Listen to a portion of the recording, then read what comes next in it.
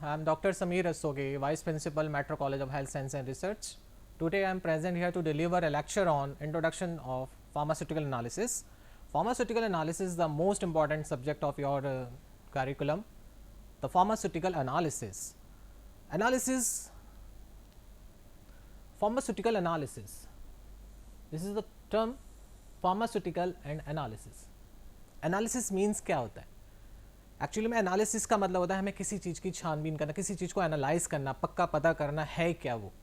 तो फार्मास्यूटिकल्स जब word use हो गया एनालिसिस का, इसका मतलब है कि कोई मेडिसिन से रिलेटेड है. फार्मास्यूटिकल्स मतलब कोई डोजेस फॉर्म, कोई पर्टिकुलर टैबलेट सेक्शन या कैप्सूल सेक्शन या इंजेक्शन वाला पार्ट. ओके, तो pharmaceutical analysis is a branch of practical chemistry that involves a series of process for identification, determination. The important is identification, determination, quantification and purification of a substance. ठीक है. Next is separation of the component of a solution or mixture or determination of a structure of chemical compounds. Students, pharmaceutical analysis में हम लोग क्या करते हैं? हम लोग एनालिसिस करते हैं. Analysis means quantify and on the basis of quality, that is quality, तो क्वांटिटी एंड क्वालिटी. अब कोई कंपाउंड है हमारे पास, कोई पर्टिकुलर डोजेस फॉर्म है, तो उस डोजेस फॉर्म का हमें एनालिसिस करना है. जैसे मैं आप एग्जांपल बताऊं, बहुत जनरल एग्जांपल देना चाह रहा हूं. जैसे कि है आपका एक मोबाइल फ़ोन है. अब मोबाइल फ़ोन आपने चेक किया, तो मोबाइल फ़ोन आप देखेंगे तो वो सबसे पहले आप उसकी क्वालिटी को देखेंगे. सब क्वालिटी को कैसे देखेंगे? उसके बाहर से देखेंगे कि वो ठीक है या नहीं, कैसा कलर है, कहीं इसके में कोई स्क्रैच तो नहीं है, या पता करते हैं. उसके बाद अगर आप उसको हम कहें कि वो कैसा फंक्शन कर रहा है, क्या उसका जो डेटा उसमें है वो सही कैलकुलेट हो रहा है कि नहीं हो रहा है, तो वो क्वांटिटी है. तो अब जब फार्मास्यूटिकल एनालिसिस को, अगर क्योंकि एनालिसिस का मतलब है कि आप लोग किसी चीज़ को आइडेंटिफाई कर रहे हैं, क्वालिफाई कर रहे हैं, क्वांटिफाई कर रहे हैं, प्यूरिफाई कर रहे हैं किसी सेपरेशन. ठीक है. तो सैंपल क्या होता है? फार्मास्यूटिकल टर्म्स के रिलेटेड में सैंपल क्या है? Sample can be A synthetic pharmaceutical ingredient which involve different active pharmaceutical ingredient, that is API. अगर मैं एक जनरल बात करूं, पैरासिटामोल टैबलेट, आप जानते हैं कि पैरासिटामोल आती है, क्रोसिन आती है. उस क्रोसिन में हमारी पैरासिटामोल होती है. सपोज पैरासिटामोल की क्वांटिटी में 500 mg है. अब जैसे कालपोल 650 आती है, तो वहाँ पर पैरासिटामोल से 650. तो पैरासिटामोल के साथ में और उसके जो पैरासिटामोल है वो एक्चुअली में active pharmaceutical ingredient, that is API. यहाँ एक टर्म आया एपीआई, ये बहुत इंपॉर्टेंट चीज़ है कि एक्टिव फार्मास्यूटिकल इंग्रेडिएंट. जो क्रोसिन टैबलेट है उसमें जो एक्टिव फार्मास्यूटिकल इंग्रेडिएंट वो है पैरासिटामोल. और पैरासिटामोल के साथ में जो भी इंग्रेडिएंट हैं, जो उसके एक्सिपिएंट्स हैं, जैसे बाइंडिंग एजेंट, ठीक है, जो बाइंड करके उसको रखते हैं, तो वो एक्सिपिएंट्स हैं.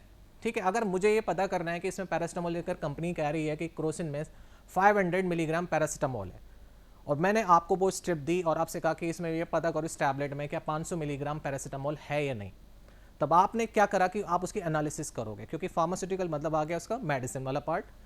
तो आपने अगर एपीआई, अगर आपने जो पैरासिटामोल इसमें प्रेजेंट है 500 मिलीग्राम है, तो आप उसका हो गया एनालिसिस, हो गया क्वांटिटेटिव एनालिसिस, क्योंकि क्वांटिटी आप पता कर रहे हो. अगर वो टैबलेट कहीं से टूटी भी है या उसका टेक्सचर बिगड़ा हुआ है, शेप बिगड़ा हुआ है, तो वो उसकी क्वालिटी को आप बताओगे. तो मीन्स कि एक्टिव फार्मास्यूटिकल इंग्रेडिएंट और डोजेस फॉर्म और फॉर्मुलेशंस क्या हैं? जैसे हमने पैरासिटामोल को हमने टैबलेट फॉर्म में बनाया, उसका सिरप भी बनाया, इंजेक्शन में भी बनाया, तो वो फॉर्मुलेशन है. अब एक जनरल एग्जांपल देना चाहूँगा. The next example then can be a natural product as a biomolecules like protein from animal, phytochemicals which obtain from plants. Now the next,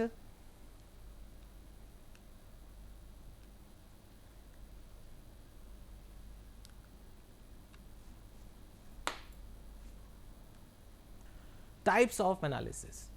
types of analysis deals we can analyse sample. अभी मैंने बताया कि sample क्या है, एक pharmaceutical formulation वाला part है, या फिर वो कोई एक फाइटोकेमिकल भी हो सकता है, कोई प्रोटीन हो सकता है, तो एक हमारे पास कोई सैंपल है. अब उसको हम एनालाइज कैसे करेंगे? तो जनरली हम 3 मेथड यूज़ करते हैं, मैनुअल मेथड, केमिकल मेथड और instrumental method of analysis. Manual method में क्या रहता है कि मैनुअल में हम ऑर्गेनोलैक्टिक प्रॉपर्टीज चेक करते हैं। Organoleptic property that is the taste, odour, texture, colour, appearance, मतलब वो दिखने में कैसा है, क्या उसका कलर कैसा है। सबसे पहले तो हम यही देखते हैं ना, सबसे पहले ऑर्गेनोलैक्टिक वाला पार्ट ही देखा जाता है कि उससे पता लग जाता है कि कैसी इसकी क्वालिटी होगी, दैट इज वो कहलाती है manual method of analysis. Now the second is chemical method of analysis. In chemical method of analysis different kind of chemical methods यानी कि chemical test are there to analyze the sample. For example, different types of titrations are comes under chemical method of analysis. It involve chemical reaction between reagents. Student कि chemical method अपना, अब जैसे क्या होता है कि हमने सैंपल को पता कर लिया कि देखने में कैसा, वो एक हमारी मैनुअल मेथड होगी। अब हमें इसको एनालाइज करना है कि इसके अंदर जो चीज़ प्रेजेंट है उसको हम एक बाई केमिकल टेस्ट करते हुए हम उसको पता करेंगे। तो इसमें बहुत सारे टाइट्रेशंस रिएक्शंस आती हैं कि डिफरेंट केमिकल को हम रिएक्शन करके उस चीज़ को आइडेंटिफाई करते हैं, वो भी एक एनालिसिस का part. Now the next is instrumental method of analysis. Instrumental method of analysis में हम लोग डिफरेंट टाइप के इंस्ट्रूमेंट्स को यूज़ करते हैं, like UV spectroscopy, high performance liquid chromatography, nuclear magnetic resonance, infrared. ये आप लोग नेक्स्ट जब एनालिसिस का पार्ट पढ़ेंगे तो वहाँ हम लोग इस चीज़ को स्टडी करेंगे, इंस्ट्रूमेंटल मेथड ऑफ एनालिसिस।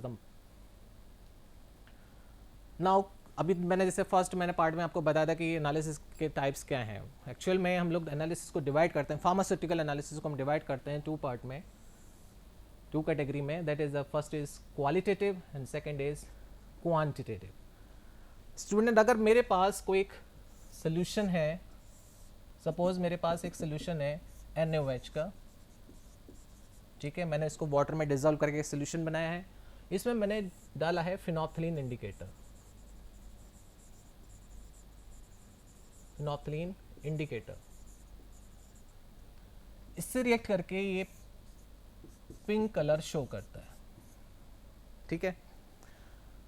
अब बात करें अगर हम क्वालिटेटिव एनालिसिस की, क्वालिटेटिव एनालिसिस में first priority of any analyst to identify the sample. सबसे पहले पता करना है कि अगर वो सैंपल आया, क्या वो सैंपल है या नहीं, क्या पता कुछ और आया हो।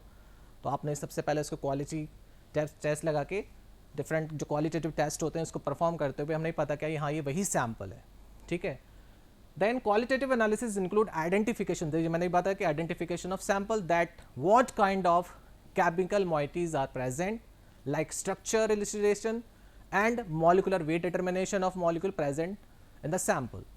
तो बहुत इंपॉर्टेंट बात यह है कि हमें सबसे पहले अगर कोई सैंपल आ रहा है तो हमें इसका स्ट्रक्चर इलस्ट्रेट करना है, मॉलिकुलर वेट और जो डिफरेंट टाइप के जो पैरामीटर्स हैं हम उसको आइडेंटिफाई कर रहे हैं।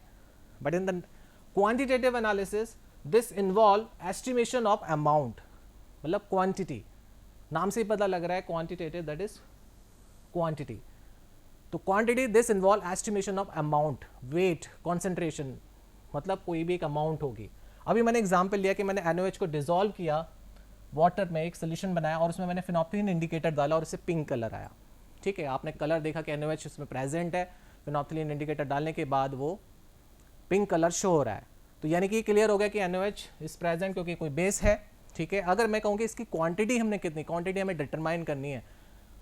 और अगर मैं इसके अलावा और कोई एक एग्जाम्पल लेना चाहूँगा, सपोज मैंने एक बीकर में A + B + C ये 3 अलग अलग कॉन्स्टेंट को डिसॉल्व किया और मैं आपसे कहता हूं कि मुझे B का पता करें कि B कितना है, ठीक है।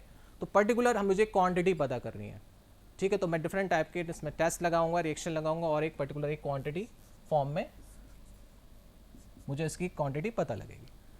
तो फार्मास्यूटिकल एनालिसिस को हम 2 तरीके से डिवाइड करते हैं, but first is qualitative analysis and second is quantitative analysis. Complete analysis की अगर बात करें तो हमारी qualitative analysis and quantitative analysis, that is the qualitative analysis identification of the constituent, that is elements, कोई functional groups present in a substance. कोई sample में हमारे कुछ ऐसे केमिकल होते हैं एलिमेंट्स प्रेजेंट हैं या फिर कोई फंक्शनल ग्रुप हमें पता करना है, तो मतलब कोई पर्टिकुलर टेस्ट लगा, बट हम क्वांटिटी पता नहीं कर रहे हैं कितना प्रेजेंट है, तो ऐसे टेस्ट को बोलते हैं qualitative analysis.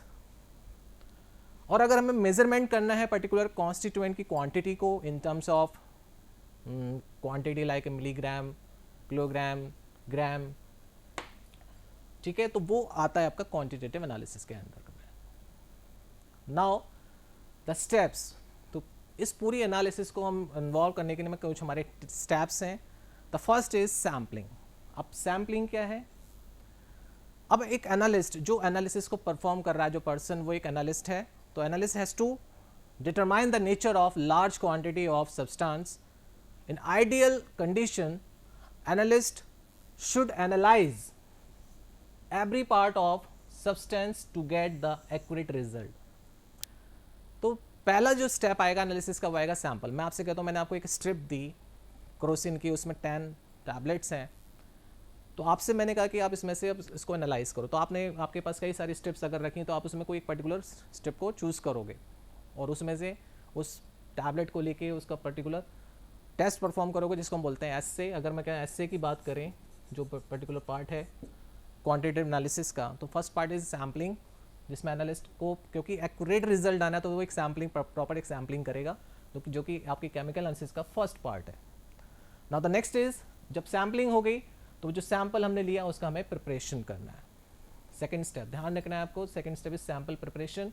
It includes reduction of particle size, mixing of sample, drawing and determination. The final is determination.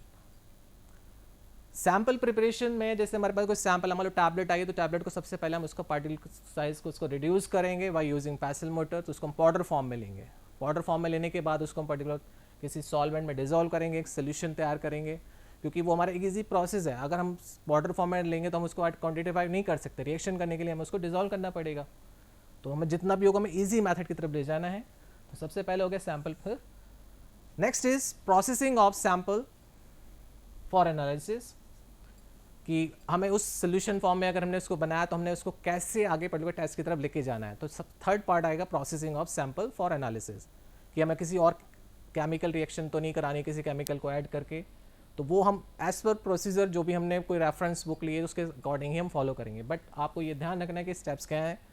तो थर्ड स्टेप है processing of sample for analysis. Fourth one is selection of analytical technique, the most important part. जब हमारा sample process के लिए तैयार हो गया तो हमें उसको आइडेंटिफाई करने के लिए और उसको क्वांटिफाई करने के लिए हमें मैथड को चूज़ करना है, दैट इज सिलेक्शन। कौन सी मैथड अच्छी रहेगी कि हमें एक्यूरेट रिजल्ट आए, तो better accurate result. Now the fifth is analysis of sample by selected technique.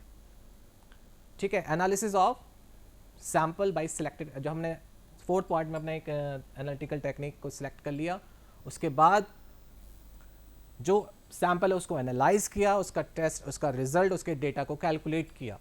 ठीक है, कैलकुलेशन वाला पार्ट अगर कोई पर्टिकुलर उसमें फॉर्मूला फिट होना है तो हमारा वो 6 पार्ट में आएगा, कैलकुलेशन एंड रिजल्ट। अब जो रिजल्ट हमारा आया है वो नेक्स्ट स्टेप में जब फिर हम उसको हम प्रेजेंट करेंगे in the form of table और ग्राफ।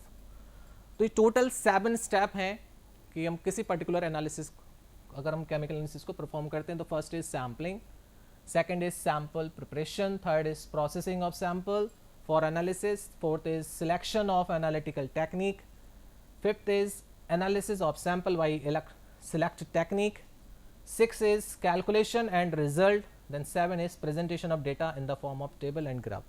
Student, हम लोग डिस्कस कर रहे हैं कि एनालिसिस है क्या। ठीक है, तो हमने डिफरेंट टाइप की हमने स्टेप्स इन्वॉल्व किए। Now the scope of analysis, the most important part of analysis is the scope. So the first one is in pharmaceutical industry and the next one is in food industry. तो pharmaceutical industries में क्या, there are different sectors in pharmaceutical industry is research and development, that is R&D and quality control department, that is the most important part, कि इस analysis का main part quality control है और जो आपकी R&D department है, in which pharmaceutical analysis is utilized regularly। ठीक है, जिसमें रॉ सैंपल भी आता है, final product.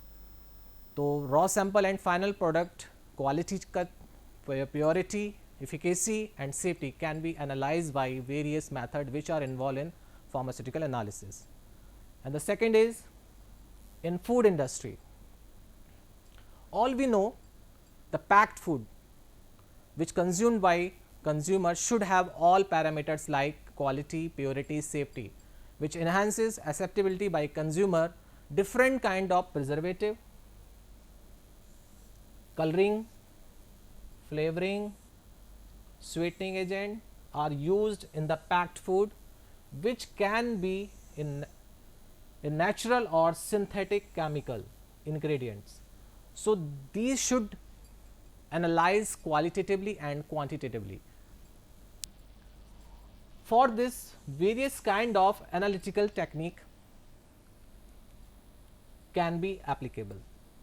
Student, the scope of analysis, देखिए स्टूडेंट आप लोग फार्मास्यूटिकल एनालिसिस हम लोग डिस्कस कर रहे हैं, तो फार्मास्यूटिकल एनालिसिस के हमने टाइप्स देखे, पार्ट देखा. देखिए स्कोप कहाँ का, जैसे फर्स्ट इज फार्मास्यूटिकल इंडस्ट्रीज़ में, जहाँ पर रॉ सैंपल और जो फाइनल प्रोडक्ट है उसकी प्योरिटी, उसकी क्वालिटी को चेक किया जाता है.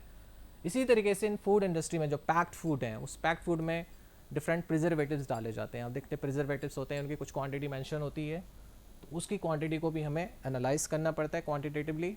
ठीक है, colouring agent, flavouring agent, sweetening agents, और उसके अलावा जितने भी कोई केमिकल इसमें इंग्रेडिएंट प्रेजेंट हैं तो उसको हमें चेक करना होता है. The next is in cosmetic industry.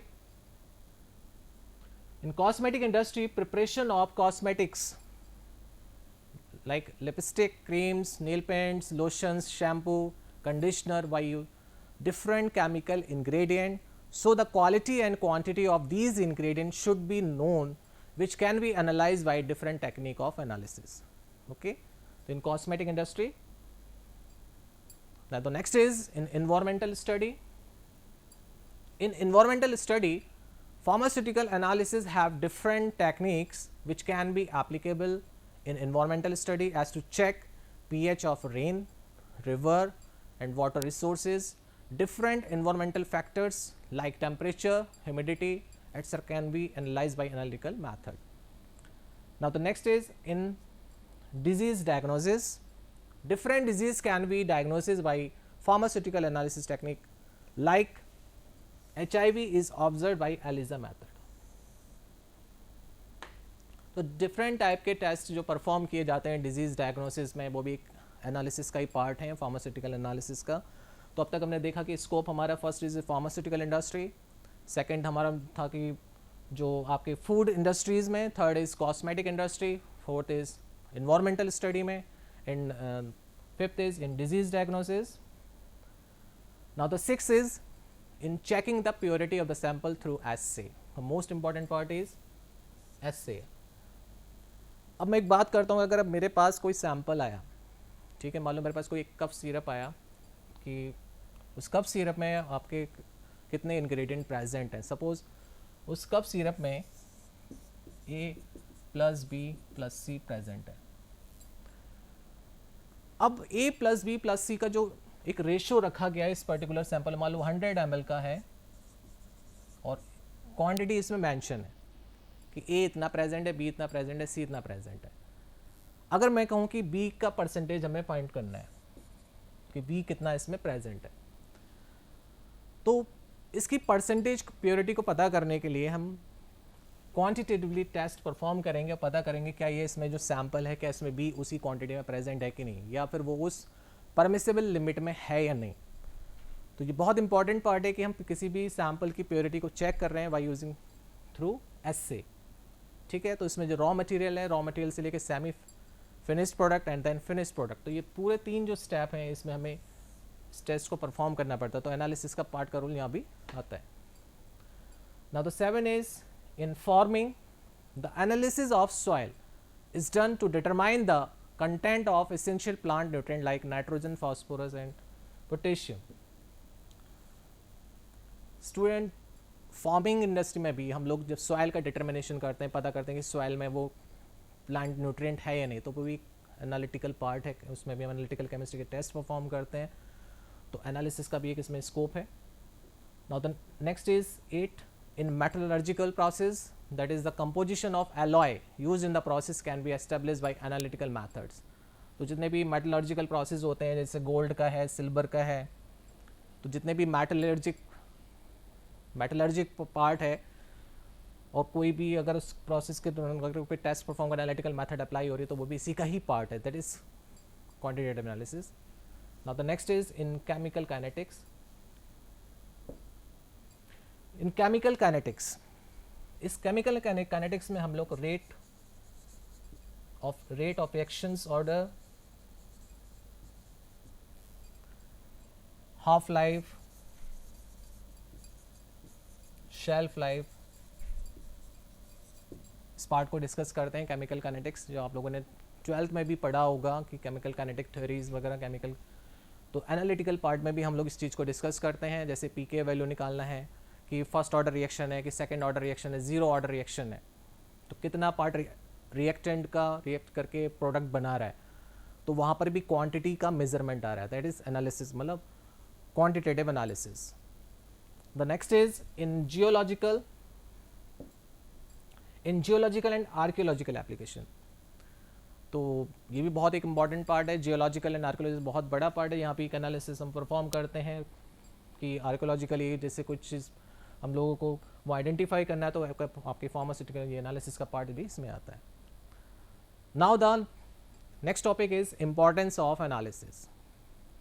Student, हम लोगों ने भी डिस्कस किया कि फार्मास्यूटिकल एनालिसिस क्या होती है, उसको डिफाइन किया. उसके बाद हम लोगों ने क्लासिफिकेशन को देखा कि क्लासिफिकेशन में हमने एनालिसिस को कैसे डिफाइन किया. उसके बाद हमने स्कोप देखा. और the next is importance of analysis. In this lecture 1, importance of analysis, the first point is identify the drug in the formulated product. जैसे कि हम लोगों ने अभी बताया कि हमारे पास कोई फॉर्मुलेशन है और उसमें वो ड्रग मेंशन है कि हमें उसको पता करना है कि वो ड्रग प्रेजेंट है या नहीं है, तो वो ड्रग को आइडेंटिफाई करना भी एक फार्मास्यूटिकल एनालिसिस का पार्ट है. ठीक है. The next second is determination of active ingredient और एडिशनल इम्प्योरिटीज.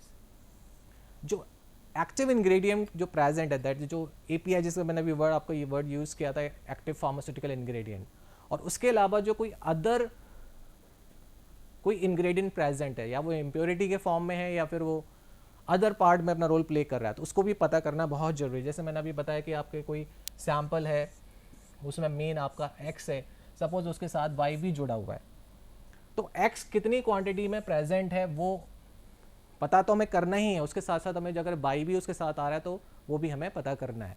तो that is determination of active ingredient और additional impurity. Okay. Now the stability and solubility of drug under development. The most importance of analysis is stability and solubility of drug under development. The drug development process में the stability is the most important part, कि drug हमारी कितने time तक stable रह सकती है. जैसे कि हम लोग डिसाइड करते हैं एक्सपायरी डेट, ठीक है, और उसका स्टोर कंडीशन, तो बहुत सारे पैरामीटर्स ऐसे आते हैं जहाँ ड्रग स्टेबल है कि नहीं, तो वो भी हमारा एक इम्पोर्टेंस में आता है एनालिसिस की. और एक solubility of drug under development. Now the next is the rate of drug from its formulation. Rate of drug from its formulation, it deals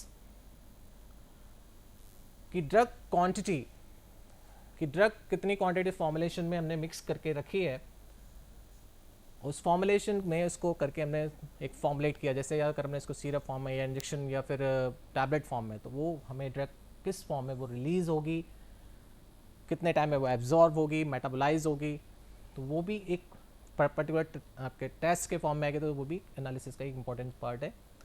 now the identify percentage purity of drug, that is essay the most important part, जो मैं अभी discuss कर चुका हूँ कि जो drug present है. जैसे मैंने अभी बताया था आपको कि अगर क्रोसिन की बात करें, ठीक है, क्रोसिन में paracetamol, that is PCM 500 milligram, company ने लिखा है कि एक tablet, each tablet contain 500 milligram of paracetamol. अगर मेरे पास ये सैंपल आता है और मैं इसको चेक करूंगा कि क्या एक टैबलेट में 500 मिलीग्राम पैरासीटामोल है या नहीं, ठीक है, तो पर्टिकुलर जो हमारी ऑफिशियल बुक है, दैट इज इंडियन फार्माकोपिया, जो हम उस पर्टिकुलर मोनोग्राफ में एक लिमिट देखेंगे कि कितनी लिमिट तक वो परमिसिबल है, जिससे कि वो हमारा टेस्ट पास करेगा. तो हम एक टेस्ट लगाते हैं उस पर्टिकुलर मोनोग्राफ और इंडियन फार्माकोपिया के थ्रू. तो हमें ये पता करना है कि क्या वो 500 मिलीग्राम है या नहीं। तो ये 500 मिलीग्राम पता करना 500 मिलीग्राम टैबलेट में है या नहीं, मतलब एक्टिव फार्मास्यूटिकल इंग्रेडिएंट, ये परसेंटेज प्योरिटी कहलाता है। और अगर उस पर्टिकुलर मोनोग्राफ से लेस है या ज़्यादा है या इसके बीच में है, अगर वो बीच में है तो वो पास हो जाएगा, और अगर से कम है या ज़्यादा तो वो सैंपल फेल होगा। तो ये आगे हम लोग डिस्कस करेंगे कि एसेस क्या होते हैं। आप भी जब प्रैक्टिकल परफॉर्म करेंगे, और आपके एनालिसिस के प्रैक्टिकल सब ज़्यादातर इसी पे ही बेस्ड हैं। Now the next is concentration of specified impurity, कि जो स्पेसिफाइड इम्प्योरिटी जो मेंशन की जाती हैं, कि जो कोई भी फॉर्मुलेशन है, मार्केट में प्रोडक्ट आ रहा है तो उसमें कुछ इम्प्योरिटीज को मेंशन किया जाता है, स्पेसिफाई किया जाता है कि उनकी कॉन्सेंट्रेशन इतनी होनी चाहिए, एक लिमिट होनी चाहिए, उस लिमिट में है या नहीं। तो ये भी एक इम्पॉर्टेंट पार्ट है एनालिसिस के, इसमें हम अप्लाई करते हैं कि वो इम्प्योरिटी अगर ज़्यादा हो जाएगी तो वो हार्मफुल है, वो एक टॉक्सिन है। ठीक है। Now the next is concentration of drug, plasma और बायोलॉजिकल फ्लूइड्स। तो फार्मास्यूटिकल एनालिसिस का, फार्मास्यूटिकल जैसे बायोलॉजिकल फ्लूइड्स, प्लाज्मा फ्लूइड्स हैं, उसमें हमें कॉन्सेंट्रेशन जो ड्रग ब्लड में पहुंच रही है, प्लाज्मा में पहुंची है, फ्लूइड्स में पहुंची, तो उसको आइडेंटिफाई करना, कितनी अमाउंट वो ड्रग ब्लड में पहुंची, इस अमाउंट को पता करना भी एक एनालिसिस का पार्ट है। उसमें भी हम लोग डिफरेंट टाइप के एनालिटिकल टेस्ट परफॉर्म करते हैं। Now the next is determination of pK value, pK value, pKb value, that is, आप आगे जब हम नेक्स्ट लेक्चर्स में देखेंगे कि पीके क्या है, पीकेबी क्या है। तो ये एसिड डिसोसिएशन कांस्टेंट है, या फिर वहाँ भी हम लोग इस एनालिसिस अपने पैरामीटर्स को अप्लाई करते हुए, टेस्ट परफॉर्म करते हुए पीके वैल्यू कैलकुलेट करते हैं डिफरेंट टाइप ऑफ एसिड्स, कि वो एसिड हमारा स्ट्रॉन्ग है कि वीक है, strong acid and strong base. तो स्टूडेंट, ये तो एक होगी बात की पूरी एनालिसिस की, क्योंकि एनालिसिस एक ऐसा सब्जेक्ट है आपका कि आपको सबसे पहले अगर कोई फॉर्मुलेशन बनानी है, उस फॉर्मुलेशन में बहुत सारी चीज़ें लग रही हैं, कि मेन एक्टिव इंग्रेडिएंट भी है और डिफरेंट इसके एक्सिपिएंट्स हैं, कुछ इम्प्योरिटीज़ भी आती हैं, तो सब चीज़ों की एक स्पेसिफिक लिमिट होती है। तो एनालिसिस का एक मेन जो रोल है, हमें सबसे पहले क्लियर करना है हमारे इंट्रोडक्शन में कि व्हाट इज़ फार्मास्यूटिकल एनालिसिस। तो फार्मास्यूटिकल एनालिसिस अगर मैं एक सिंपल वर्ड में यूज़ करूँ तो एक क्वांटिफाई और आइडेंटिफाई। क्वांटिफाई में हम लोग बात करते हैं कि कितनी क्वांटिटी अगर उसमें प्रेजेंट है, तो वो हम इसको स्पेसिफाई करते हैं क्वांटिटेटिव एनालिसिस में। और अगर हम इसको आइडेंटिफाई कर रहे हैं बाई डिफरेंट मैथड्स या बाई मैनुअल मैथड, कि उसका कलर कैसा है, ऑर्डर कैसा है, टेक्सचर कैसा है, तो वो आइडेंटिफिकेशन टेस्ट में, दैट इज़ क्वालिटेटिव टेस्ट में आता है। तो उसमें हम लोगों ने डिस्कस किया था कि अगर हम देखें अपने फर्स्ट स्लाइड में कि हमें 3 मैथड्स हम लोग यूज़ करते हैं, manual method, chemical method of analysis, instrumental method of analysis. तो मैनुअल मैथड में हमने देखा था कि हम उसको ऑर्गेनोइलेक्ट्रिक पर्पज से हम कलर ऑर्डर से चेक करते हैं, केमिकल में डिफरेंट केमिकल टेस्ट लगाते हैं, और अगर हमें बहुत स्पेसिफिक है तो फिर हमें इंस्ट्रूमेंटल मैथड की तरफ जाना पड़ता है, जो बहुत ही आपके इंस्ट्रूमेंट्स रहते हैं, यूवी स्पेक्ट्रो, एनएमआर, आईआर, जो हम आगे आपके एनालिसिस के जब डिफरेंट टेक्निक्स पढ़ेंगे तब आगे डिस्कस करेंगे। तो स्टूडेंट, तो आज ये इंट्रोडक्शन ऑफ फार्मास्यूटिकल एनालिसिस की हमने बात करी, तो नेक्स्ट लेक्चर में हम लोग डिस्कस करेंगे डिफरेंट टेक्निक ऑफ एनालिसिस, जैसे कि आज हमने बात की डिफरेंट टेक्निक ऑफ एनालिसिस। तो ये भी हम लोग आगे नेक्स्ट डिस्कस करेंगे नेक्स्ट लेक्चर में।